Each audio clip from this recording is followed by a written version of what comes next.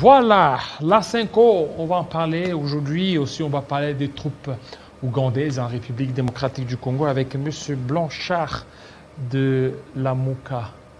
Bienvenue, M. Blanchard. M. Blanchard de Nouvel Élan. De Nouvel Élan. D'abord et puis la Mouka voilà, par la suite. Effectivement. Merci beaucoup. M. Blanchard, l'actualité oblige. Il y aurait l'accord ou il y aurait un feu vert des troupes ougandaises pour venir traquer les ADF en République démocratique du Congo. Comment vous trouvez cette décision qui a été prise? Parce qu'on a suivi sur des médias, on a suivi sur RFI qu'il y aurait un feu vert accordé par le chef de l'État.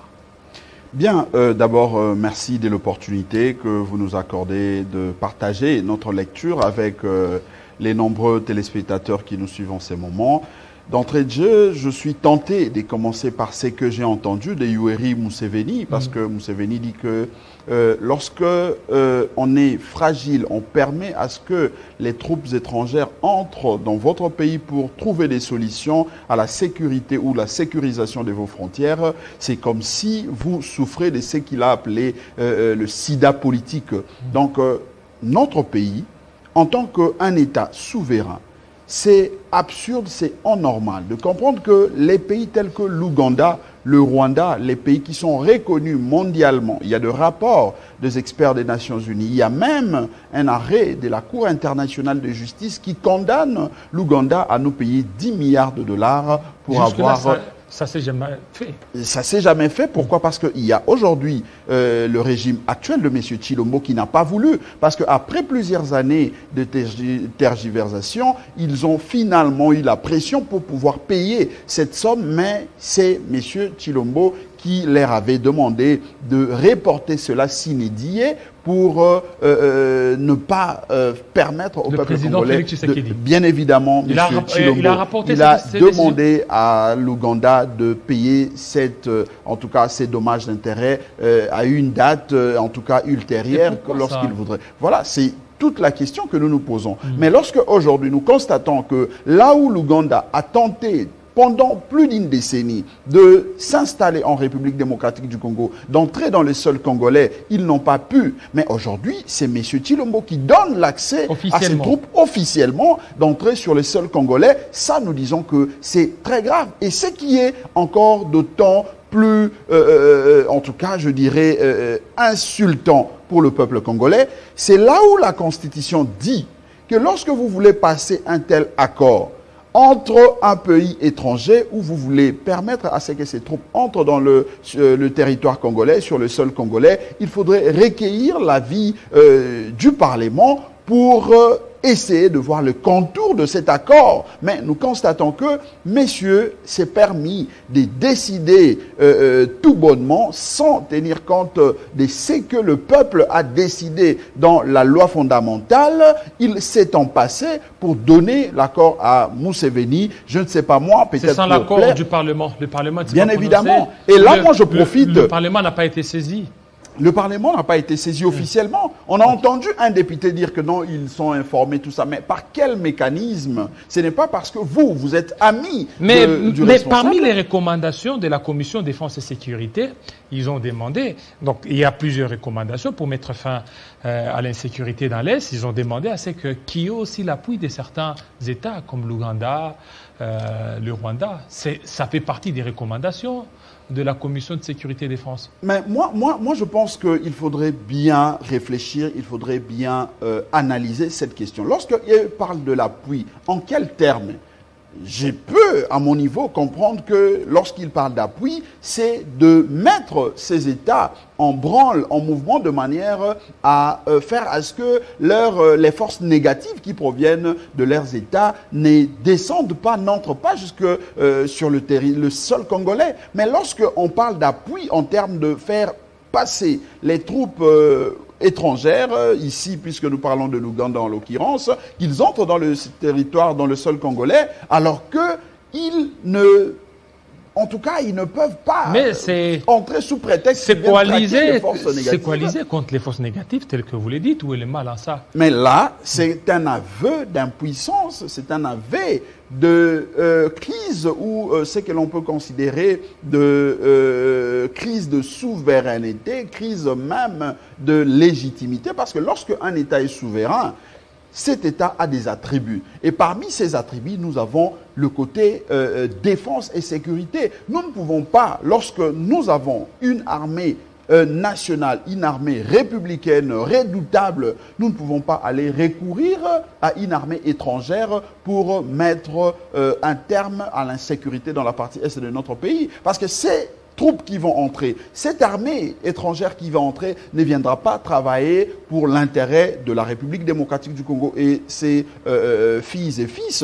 Ils vont travailler pour leurs propres intérêts. Nous avions vu cela avec l'armée rwandaise en 1997. Et aujourd'hui, tous nous savons la démarche, la vision, les mobiles de Museveni par rapport à notre territoire, par rapport au sol congolais. Mais lorsque l'on donne accès libre de manière officielle à cet État, à ces messieurs Museveni, alors que nous connaissons tous ces mobiles, nous connaissons tous Est-ce que ce n'est pas ce n'est pas une stratégie du président de voir aussi l'intention des Ougandais? Parce qu'à chaque fois que notre armée fait face à ces troupes-là négatives, il n'y a toujours pas des résultats.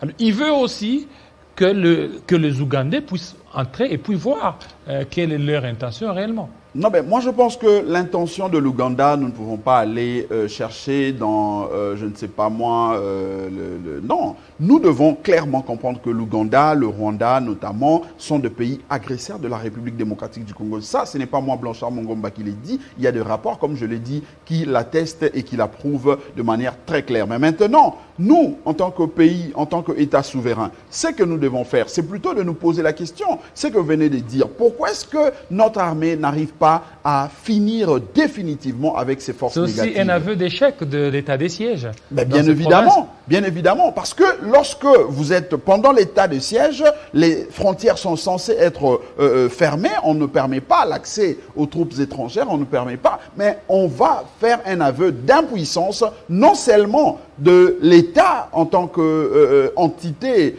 souveraine, mais l'on fait aussi un aveu d'impuissance de la stratégie mise en place pour traquer ces forces négatives. Ça, je crois que si l'on était sérieux, si ces régimes étaient vraiment sérieux, ils auraient pu simplement démissionner pour avoir prouvé aux yeux du monde qu'ils sont incapables de sécuriser les frontières de la République démocratique du Congo et les filles et fils de notre pays. Alors, quelles sont les implications qu'on aurait lorsque le président a pris seul cette décision, sans pour autant consulter l'Assemblée nationale, parce que jusque-là, il y a certains députés qui le disent, qui ne sont pas informés. D'ailleurs, il y a même des députés qui ont déposé une question écrite au ministre de la Défense pour un peu avoir beaucoup plus d'informations, parce qu'ils ont appris au travers des médias, ils veulent être saisis officiellement. D'abord, j'ouvre une parenthèse. Je veux ici interpeller, quoi qu'il soit, entre guillemets, en prison, M. Vital Kamerhe. Je pense que c'est ici l'occasion pour lui de finir définitivement avec M. Tshilombo. De finir avec lui. Ça? Parce que, justement, M.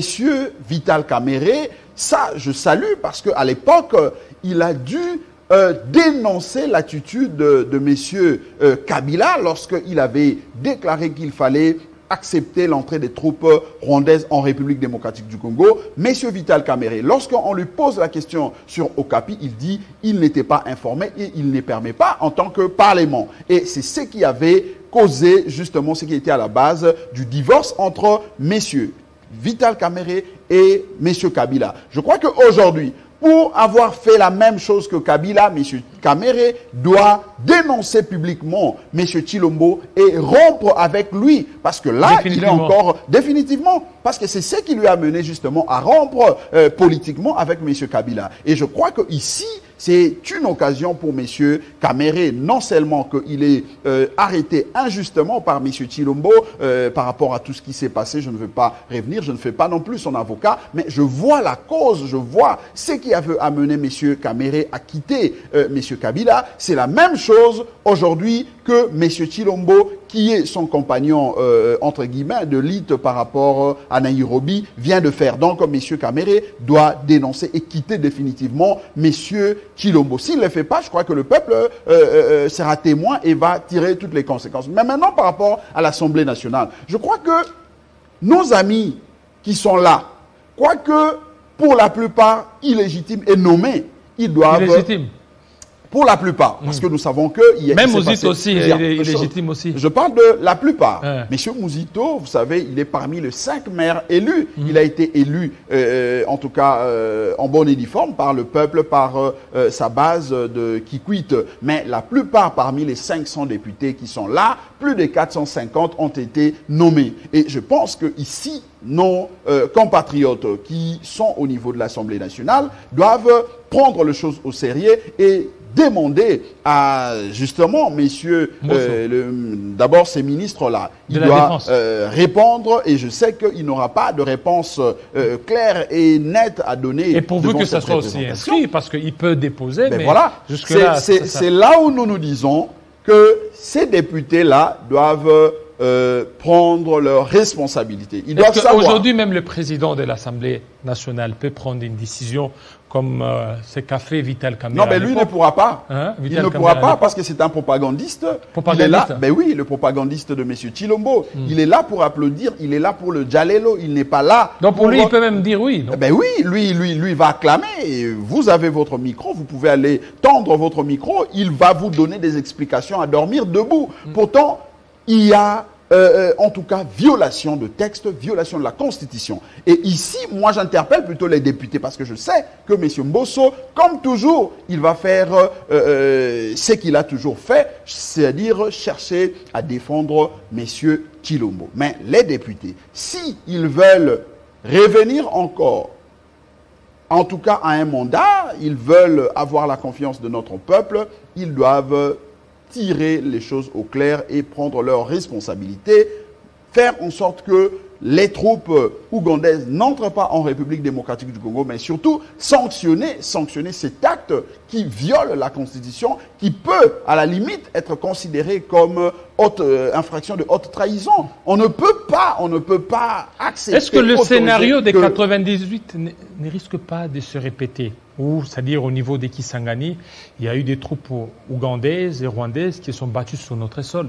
Pour leurs intérêts. Voilà, pour leurs intérêts. Parce qu'aujourd'hui, la tension qu'il y a entre l'Ouganda et le Rwanda, et imaginez que le Rwanda aussi demande à ce qu'il puisse aussi entrer sur les sols congolais, il risque encore de se battre comme en 1998. Mais vous aviez vu juste, et je crois que c'est ça la motivation même qui a poussé les constituants à inscrire cette disposition, cet alinéa dans la Constitution de la République démocratique du Congo, de manière à mettre les députés devant leurs responsabilités pour analyser le contour de ces genres de questions. Parce qu'aujourd'hui, nous savons tous que les troupes rwandaises entrent comme ils veulent en République démocratique du Congo. Il y a plusieurs rapports des Nations Unies qui l'attestent, qui les démontrent. L'Ouganda, nous savons qu'ils ont toujours nourri cette volonté, cette envie de se retrouver dans le sol congolais pour piller nos richesses. Mais ils n'ont jamais en tout cas obtenu cette occasion-là. Même Kabila, je insiste parce que je regarde la caméra ici en face, les amis qui gèrent aujourd'hui par défi contre la volonté de notre peuple, ce sont eux qui nous ont dit ici que Kabila était rwandais. Ils doivent aujourd'hui avoir le courage de dire que Kabila, que eux accusés rwandais ici, n'avaient jamais autorisé à ce que Museveni entre officiellement en République démocratique du Congo partant de ses troupes ou de son armée. Mais c'est M. Chilombo qui se trouve être le fils biologique de Etienne Tshisekedi, qui s'est toujours battu contre le Rwanda, contre, en tout cas, l'entrée de pays étrangers en République démocratique du Congo. Mais c'est lui qui autorise de manière officielle à ce que cette armée ougandaise entre dans le territoire congolais, qu'ils foulent le sol congolais, ça, nous disons que ça ne peut pas passer. Nous devons tous, en tant que Congolais, nous insurger. Nous devons barrer la route à ces projets qui n'aura pour finalité, chers compatriotes, que de favoriser l'enrichissement illicite de ces troupes ou de cet État, l'Ouganda, dans le territoire congolais, mais surtout, ça risque justement de faciliter et d'accomplir le projet de la balkanisation. Parce que lorsque nous parlons de la balkanisation, chers frères, il ne s'agit pas seulement de la balkanisation physique, il y a aussi ce que nous pouvons appeler la balkanisation économique, et ça commence par ce genre de projets. Lorsqu'ils vont entrer ici, ils vont se taper des concessions minières, ils vont se taper des territoires où ils vont installer leurs compatriotes pour le champ, pour l'élevage et tant d'autres. Lorsque, quelque temps après, vous allez venir pour leur demander de quitter les sols congolais, ils vont vous poser de problèmes. C'est ce que nous vivons avec le Rwanda, c'est ce que nous risquons de vivre avec l'Ouganda. Je crois que si la solution ou le mobile qui a poussé M. Tshilombo à accorder à ce que les troupes ougandaises entrent en République démocratique du Congo, c'est de traquer les ADF. Je pense qu'il serait mieux d'équiper l'armée congolaise en munitions, en tout cas moyens, parce que pour la plupart ne sont pas bien payés. Ils doivent être bien payés, être en tout cas bien équipés en munitions pour traquer ces ADF. Ce n'est pas compliqué. Mais que même de nous autoriser l'Ouganda d'entrer dans le sol congolais. Le congolais. chef de l'État a dit qu'il se sentirait président que lorsqu'il y aura la paix dans l'Est. C'est dans sa vision d'instaurer la paix, non? Mais comment on peut amener la paix en République démocratique du Congo? Je ne crois pas que c'est en autorisant un État agresseur de la République démocratique du Congo, reconnu par un arrêt de la Cour internationale de justice, de nous amener ses troupes, son armée sur le sol congolais. Je crois que ce n'est pas ça apporter la paix en République démocratique du Congo. La paix peut se trouver si jamais nous équipons l'armée congolaise, nous mettons à leur disposition les moyens, les munitions pour traquer toutes ces forces négatives. Donc je crois que la solution passe par là. La solution ne peut pas passer par un accord entre un État agresseur et nous, la République démocratique du Congo, encore que nous savons le mobile, nous savons la motivation qui a toujours nourri l'esprit de M. Museveni. Voilà, merci. Alors, on termine avec vous par le point de presse de la SENCO. Dans un premier temps, on vous a suivi, comme si vous étiez en train de parler du rapprochement qu'il y a entre l'Église catholique et le pouvoir en place, mais le tout dernier point de presse, c'est un éclaircissement. Oui, d'abord... Il n'y a pas de rapprochement. L'Église catholique est restée saine et restée droite dans ses bottes. D'abord, nous saluons ces points de presse, cette déclaration de la SENCO. Ça montre à suffisance que la SENCO ou même l'Église a toujours joué son rôle d'être au milieu, d'être du côté de la population. Et ils l'ont encore prouvé, les pères de l'Église, dans ces points de presse et cette dernière déclaration qu'ils venaient de faire. Nous, ce que nous avions toujours dit, c'est que le processus électoral actuel est entaché de plusieurs irrégularités. Notamment, nous dénoncions le fait que la loi organique n'a pas été consensuelle, n'a pas recueilli les avis et considérations de toutes les parties prenantes. Et à l'époque, nous avions demandé à l'Église de ne pas prendre part à ces processus qui consistaient à désigner l'animateur de la CENI parce qu'il était de son devoir partant de la loi. Et aujourd'hui, l'Église vous a suivi, l'Église s'est retirée des confessions religieuses. Alors, c'est une avancée. Non, mais je crois que c'est une avancée dans ce sens que l'Église a pour mission de travailler aux côtés de la population. Et aussi, l'Église vous demande à ce que vous ne vous cachiez pas derrière les confessions religieuses. Elle a raison. Elle a raison, et c'est ce que nous avions toujours fait, parce que nous, en tant que Nouvel Élan, Nous, je crois que vous aviez suivi même la déclaration du bureau politique de Nouvel Élan signée par l'initiateur du parti, Adolphe Muzito.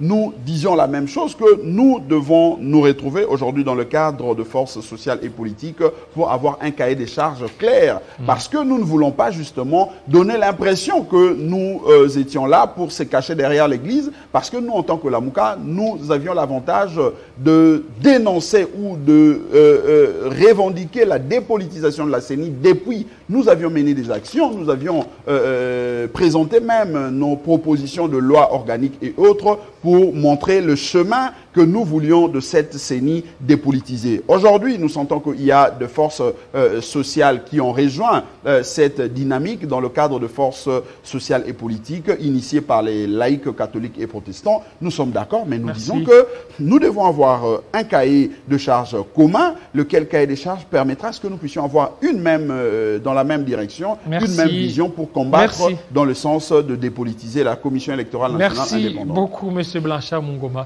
C'est à moi de vous remercier. De votre passage. Merci beaucoup. Tout de suite, on va parler de la sécurité sociale avec John Lungila.